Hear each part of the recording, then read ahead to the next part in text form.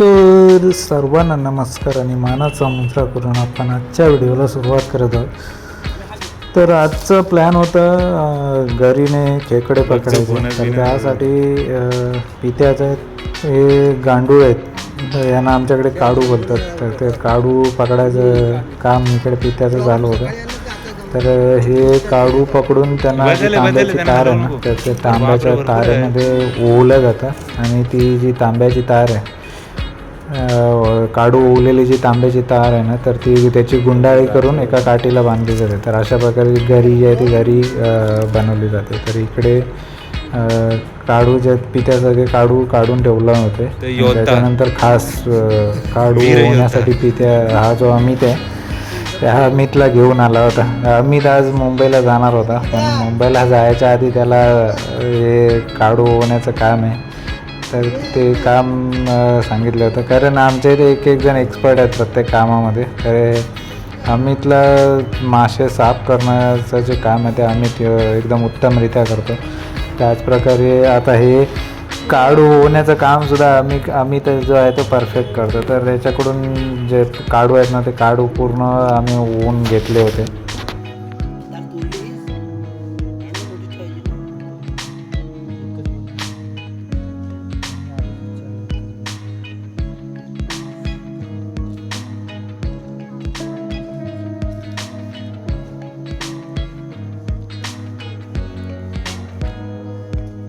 टोपी घालावी का ऊन आहे याला तू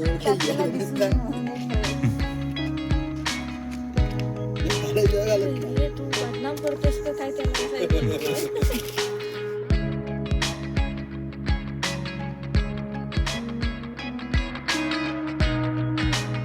तर इकडे अमितने एक एक करून सर्व जे काडू आहेत ना, तर ते काडू तांब्याच्या तारेमध्ये पूर्ण होऊन घेतले होते. जवळजवळ एक 2 मीटरची तरी तार असेल तांब्याची. तर तेवढं पूर्ण जे आहे ते अमितने काडू जे आहे ते होऊन घेतले. नंतर इकडे आमचे पित्या शेट जे आहे ते काडूची जी ओवलेली तार आहे त्याची गुंडाळी बांधण्यासाठी पित्या भेंडीच्या झाडाची बन काढत होता इकडे.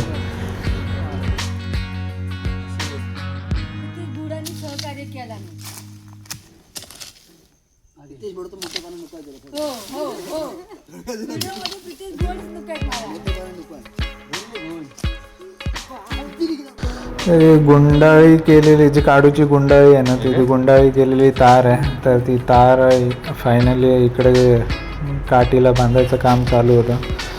तर जो पित्याने बन काढला होता, तर त्या बंदाच्या साहाय्याने पित्या काडू बांधत होता.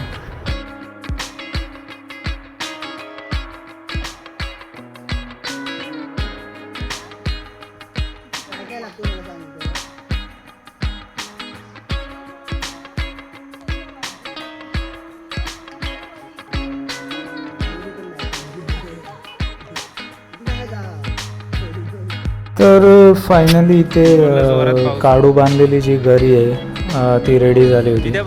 तर इकडे पित्याने ना त्याला जे भेंडीची पानं आहेत त्यांनी कवर केला होता, की जेणेकरून ते सुकून जाऊ नये. कारण ते जोपर्यंत ओले आहेत तोपर्यंत त्या काडूला वास मारत असतो त्या गांडुळांना, आणि त्या वासाला जे खेकडे आहेत ना, ते खेकडे त्या वासाला अट्रॅक्ट होतात. तर इकडे थोडं संध्याकाळ 4:30-5 वाजले होते, म्हणजे संध्याकाळचा टाईम होता. सूर्य मावळाचा टाईम झालेला आणि वरती ढगाचं वातावरणसुद्धा होतं. तर प्लॅन तर केलेला होता, त्याच्यामुळे आम्ही इकडे जो आमचा पळटवण्याचा परा आहे तर त्या पाऱ्याला इकडे खाली आम्ही खेकडे पकडण्यासाठी आलो होतो.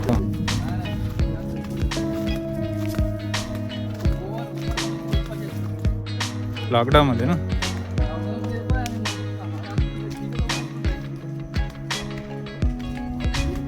हो येणार, 100% येणार. तर हा जो ओढा आहे ना, तो मेन ओढ्याला जाऊन पुढे मिळतो. तर पाऊस एक 8-10 दिवस पाऊस नव्हता, तर त्याच्यामुळे हा ओढा जो आहे ना तो सुकून गेला होता.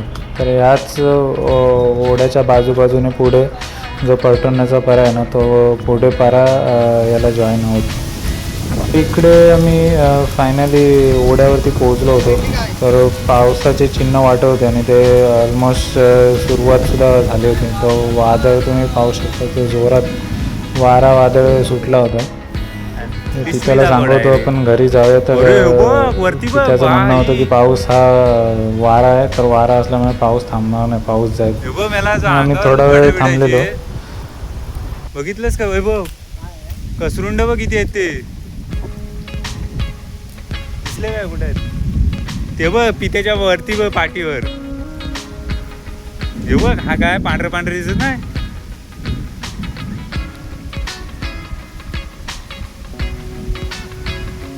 इकडे पित्याने गरी टाकायला चालू केले होते आणि गरी 2-3 वेळा ट्राय मारून झाले. खेकडे तर भेटले नव्हते, पण पावसाला हळूहळू सुरुवात झाली. तर इकडे वैभवने ना, ते इकडे ताडाचे झाडं आहेत, तर त्याची झावळी पडली होती.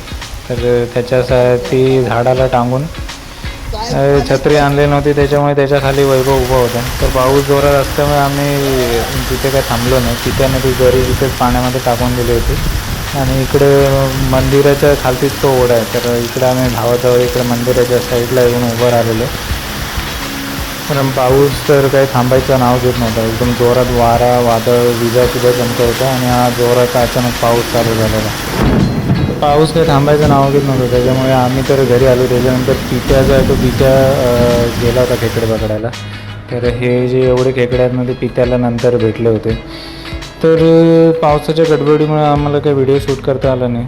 तर व्हिडिओ शेवटपर्यंत पाहिल्याबद्दल तुम्हा सर्वांचे मनापासून आभार. पुन्हा भेटूया अशाच नवीन व्हिडिओमध्ये. तोपर्यंत काळजी घ्या स्वतःची, इतरांची सुद्धा. धन्यवाद.